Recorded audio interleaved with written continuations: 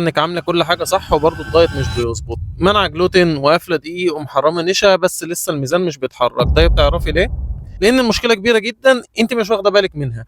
التوابل اللي بتحطيها على اكلك فيها دقيق ونشا. اه والله العظيم زي ما بقول لك كده، التوابل نفسها. تخيلي ان المشكله تيجي من اقل صنف. طيب انا هقول لك ليه وهثبت لك ليه في الفيديو ده.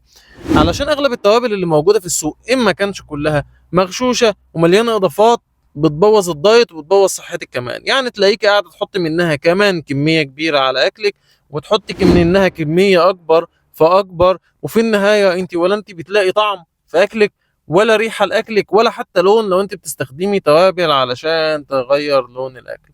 واغلبنا كلنا ملاحظين ان الفتره الاخيره ان احنا بنشتكي ان اكلنا ما عادش بيظبط طعمه، وبندور على اكياس توابل واكياس بهارات مصنعه بنبوظ بيها الدايت اكتر، وكمان بنضر بيها صحتنا علشان نرجع نكهة الاكل اللي احنا بندور عليها. بس المشكلة كانت موجودة في ان احنا بنستخدم توابل مغشوشة عليها دقيق وعليها نشا، وانت في النهاية قاعدة تعملي اكل صحي وفي الاخر بتحط عليه حاجة بسيطة جدا بتضيع مجهودك. وخلي بالك الناس اللي بتخاف على صحتها او صحة ولادها لازم تبص على التفاصيل الصغيرة دي.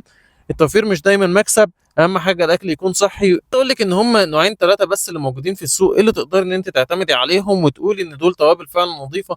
وعايز اقول لك كمان ان مش في كل الاصناف اللي بيستخدموها.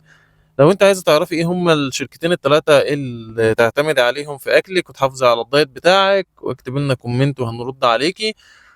حافظي على صحتك وصحه ولادك، وخليكي مع نوفا تريد، لان نوفا تريد فارق في كل حاجه.